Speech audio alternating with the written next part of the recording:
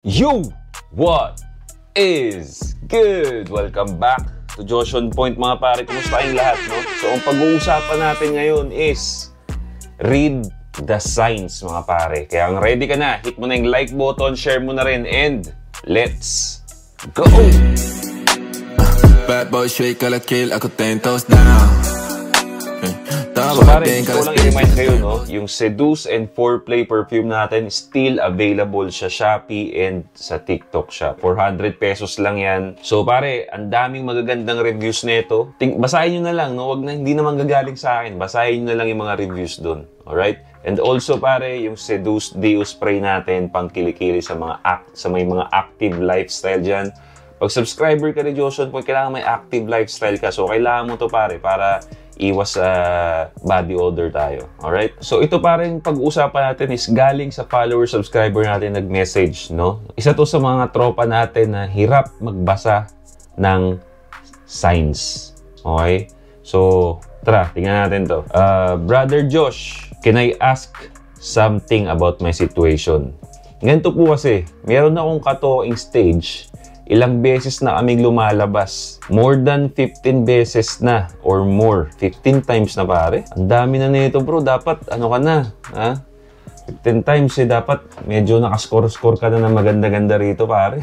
Di ba? So, and minsan niyaya ko siya sa basketball manood sa akin. Sumama naman siya. Then sa bahay siya natulog. Ba? Ang bilis ng kwento mo pare. Parang ano nga agad to endgame ka agad. Pa-endgame ka agad to bro So, natulog daw siya sa kanila. That time, iisang kwarto kami natulog. Pero medyo malayo ako. Maluwag naman kasi. Yun lang. And tulog lang talaga because I'll respect her. And nakikiramdam lang din ako. Alam mo pare, mga nagsasabi na ito, mga nagsasalita ng mga ganitong I'll respect her. Mga boy best friend, no? Mga na friend zone pare. Hindi. Nagjo-joke lang ako habang no, para ma-entertain kayo dyan. Pero sige lang. And nakikiramdam lang din ako. And then sinundo ko siya sa work niya. Nakikita ko ng mga ka-workmate niya. And isang beses nagkayayaan sila ng mga ka-workmate niya. Mag-inom. Okay? Medyo yung story mo pare, parang roller coaster. Di ko alam kung anong mangyayari dito. Una, parang mabibenga, hindi pala. Ngayon, kainuman workmate, ano pa to? Mag-cheat ba to? Ngayon, tuloy natin. So, nagkayayaan nga daw sila mag-inom, which is banding nila yon. And doon na siya matutulog sa pinag-inuman nila. Mangyayari tayo dito Nagpasundo siya sa akin around 2 o'clock ng madaling araw. And kala ko susundo lang ako, pero pinapark ako at pinainom ako with her friends. Then I meet her friends. Then kaya siya nagpasundo kasi sa bahay siya matutulog. Same kami, nakainom and tabi ulit kami sa kwarto. I like this girl. Gusto ko itong ganitong klase ng babae, no? Kung napapansin nyo, si girl sumasama sa kanya, uminom kasama yung workmate, pero kala ko magkakaroon tayo ng problema. Nagpasundo pala, no? Nagpasundo para doon matutulog sa bahay ni tropa. No? I like this girl. Gusto ko yung mga ganito pare. No? Ito na yung mga klase ng babae na nagpapasubmit na sa'yo. Okay? Nagpapasubmit na sa'yo to. Binibigyan ka na ng signs. No? Ano bang pinag-usapan natin about sa mga babae? Girls, ang gagawin lang ng mga yan is to throw signs at you. No?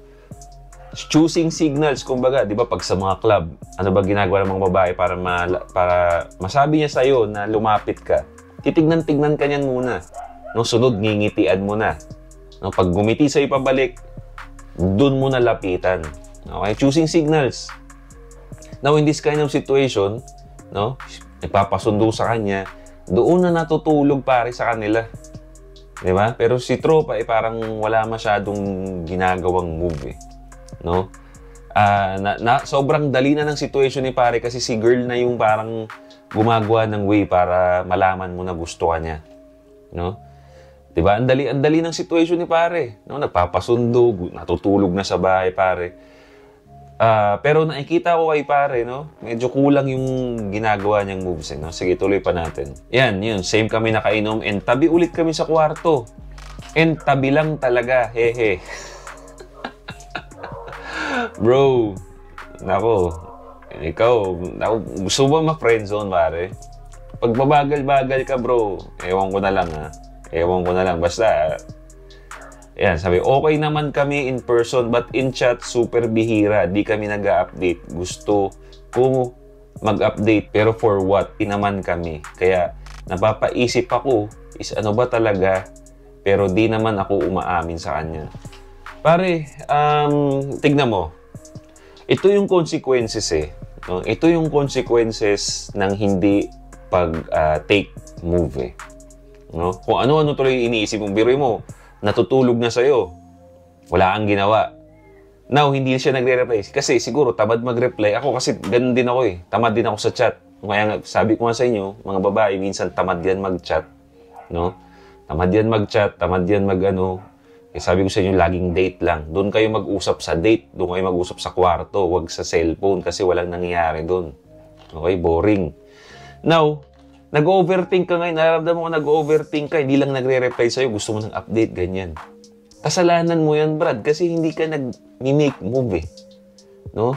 Natutulog na yung babae sa kwarto mo, that's her sign na binato sa'yo na matutulog ako sa inyo. No? Mag-make move ka naman. No? Make a move towards me, di ba? Landiin mo ako. Alright? Now, dahil walang nangyari sa inyo, hindi ka nakascore, ito ngayon, na-insecure ka, hindi ka lang nare-replyan. Di ba? Kaya ako lagi kong sinasabi sa inyo, pare, flirt, date, seduce. Seduce is para mapunta na sa sexual things, no? Para mapasa inyo na yung situation, para ikaw na yung naghahawak ng situation, pare, ng relationship ninyo ng babae. Ikaw na yung nasa power. Now, ito si babae, nagsasubmit naman sa'yo, pero ikaw kasi, pare, kulang eh, no? Kulang yung ginagawa mo, hindi ka nagpupunta sa sexual things, pare. Now, I assume, hindi na kayo minor kasi umiinom kayo, eh. No? So, wala nang problema dun, pare. So, ayan, napapaisip ko tuloy, di siya nagre-reply. Why? Hindi ka pa nakaka-score, eh. Di ba? Yun ang power natin. Once makuha natin yung confidence mo, pare, nandun na, eh. Pagka nakascore ka. No? So, yun ang kulang sa'yo. Kaya, napapaisip ako is, ano ba talaga? Pero di naman ako umaamin. Huwag ka talagang aamin. Or nagsabi na nanliligaw, but obvious naman ginagawa ko. So, ano dapat kong gawin pag ganito? Ayan, pare, anong gagawin mo? Make a sexual move. Natutulog na sa bahay nyo, pare. Okay, sinasabi na ni girl, ito na ako. Nagsasubmit na ako sa'yo. You have to make a move. Kasi pag wala, ang kala nyo ba yung babae, pare, pag hindi nyo pinansin yung mga messages niya, mga signals niya sa inyo, akala nyo magsistay yan dyan? Hindi. Okay? It's either if friend zone ka na niyan or ghost ka na. Okay, bro? Minsan, yung natin eh. Nakikita ko sa'yo, bro, may pagka-nice guy ka pa. No? I respect her, ganyan. Walang masama dyan. No? Walang masama dyan, but nalalagay ka lang sa alanganin, eh. Alam mo yun, nalulugi ka nga lang. Diba, walang masama kung nice guy ka, wala kang masama kung good guy ka. Ang problema lang dyan, lugi ka lagi sa mga situation. Mapababae, mapa-opportunity. Laging mga bad boy talaga ang merong nakakakuha ng opportunity kasi wala silang pakailam, eh. No? Wala tayong pakailam. Yan ang mindset na tinuturo sa inyo. Wala tayong pakialam as long as the messages are there, the signs are there. So, grab the opportunity. Okay? Matuto kayo magbasa ng situation. Alright? So, sana manotice, brothers, I need an explanation for this para alam ko kung anong gagawin ko. Patakip na lang ng name ko. So, yun na, pare. Yun yung mga messages ko dun. No?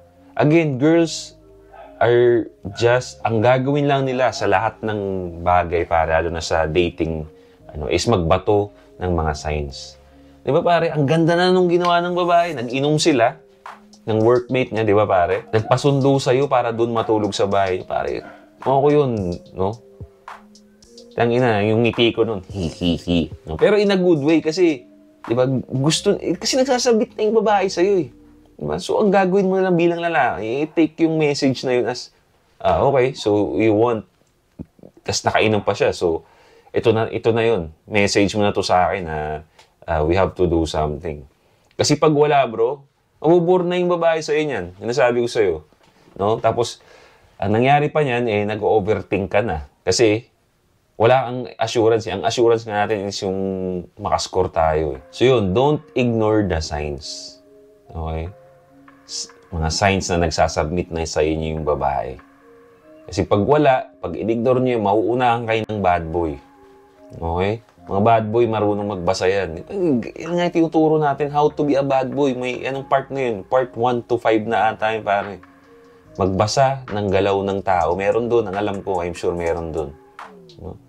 Magbasa ng galaw ng tao, kasama nila dyan yung mga chicks. Basahin nyo yung galaw kung ano yung ginagawa nila. Tapos, take the opportunity based dun sa nakita ninyo. Okay, pare?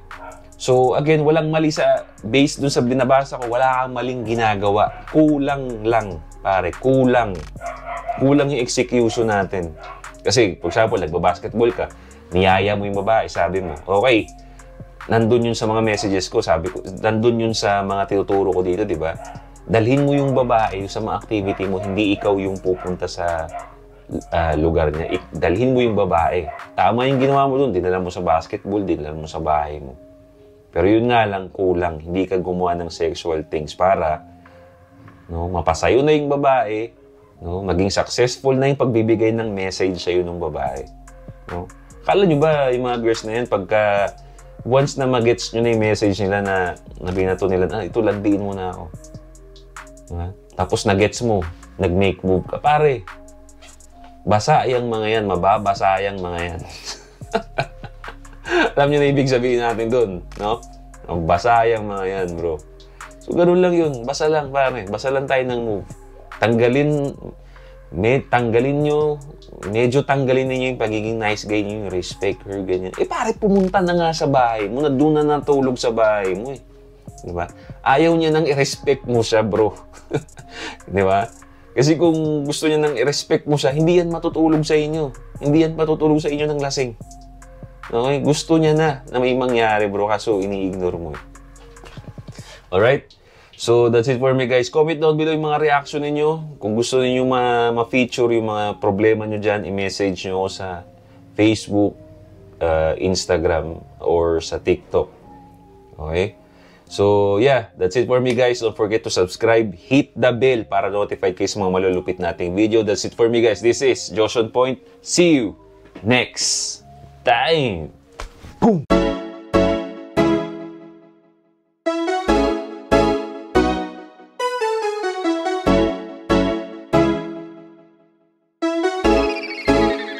GFAB.